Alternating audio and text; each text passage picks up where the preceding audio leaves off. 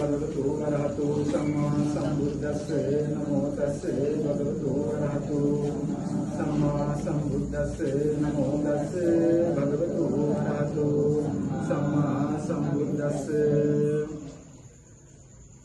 සෑම සියලු දෙනාටම දිව්‍යංගේ හිතයි සරණමාලී ආකාශ රාජ චෛත්‍ය ආශිර්වාදයේ හැම සියලු දෙනාටම ලැබේවා කියලා ප්‍රාර්ථනා කරනවා.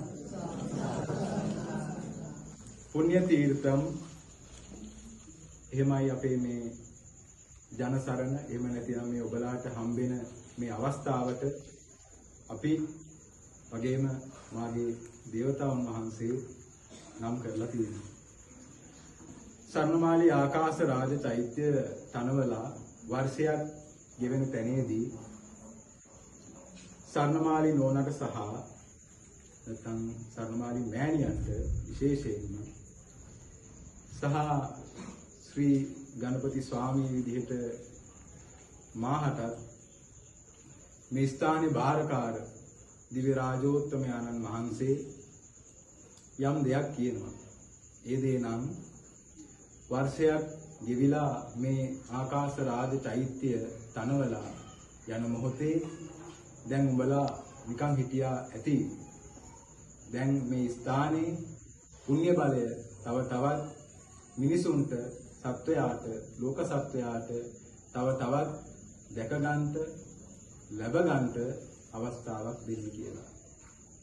එහි ආරම්භයක් විදියට 2025 10 දිනේ ඉඳන් අපි මේ පුන් පොහෝ දිනයන් පාසා වාගේම මේ පවත්වාගෙන සහ සහසම්බන්ධ කරගෙන යන්නා වූ මේ පළවෙනි අදියරක් විදිහට ආහාරමලු බෙදා දීම ඇතුළුව මේ මොහොතේ හි තුන්වැන්නයි මේ අප තමුන්නාන්සේලා ඉදිරියේ දිගහැරෙන්නේ. මේ ගමන පුණ්‍ය තීර්ථය නමින් පුණ්‍ය තීර්ථම් නමින් ඒ කියන්නේ පුණ්‍ය ක්ෂේත්‍රයක් පුණ්‍ය භූමියක් කියලා අර්ථකථනය කරගන්න පුළුවන් අපිට. මේ විදිහට ආරම්භ වෙලා මෙය තවත් ඉදිරියේ බොහෝ ජනයාට ලෝක සත්වයාට සිත සාන්තියක් සලසන පුණ්‍ය තීර්ථයක් විදිහටම ඉදිරියට ගමන් කරන්නට සියල්ල දෙවියන්ගේ ආශිර්වාදය ඇතුව නියමිතයි. ඒ වගේම මේ පුණ්‍ය තීර්ථම් ප්‍රධානම මෙහි භූමිකාව නැතිනම් ප්‍රධානම සංකල්පයට ශක්තිය ආශිර්වාදයේ ධෛර්යය සපයන්නේ වෙන කවුරුත් නෙමෙයි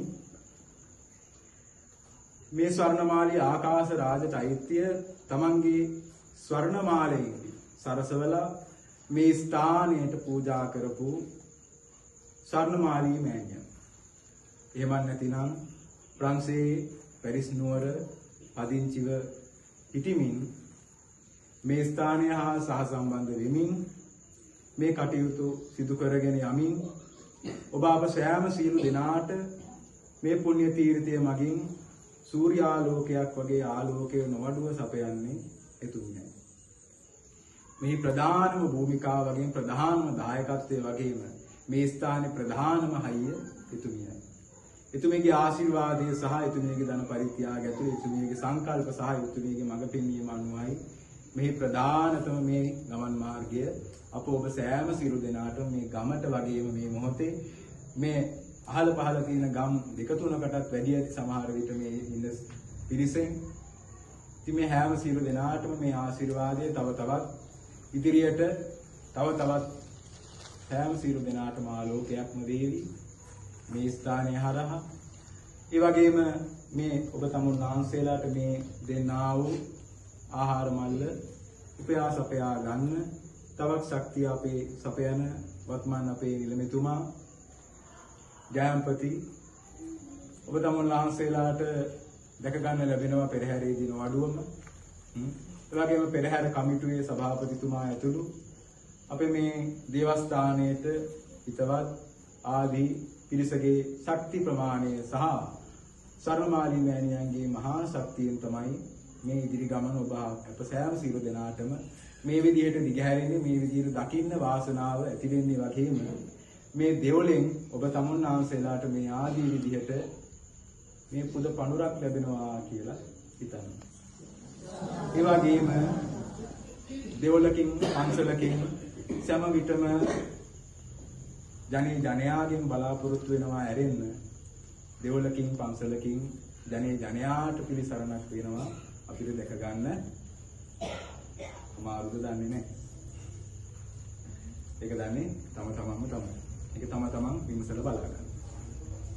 ඒ සියල්ල වෙනස් කරමින් ශ්‍රී ගණපති දේවස්ථානයේ සහ ශ්‍රී ගණපති භද්‍රකාලී අම්බාල් මුරුගන් කෝවිල ඔබ තමුන්නාසලාට දැස් පන අපිට ඉදිරියේ දැකීවි.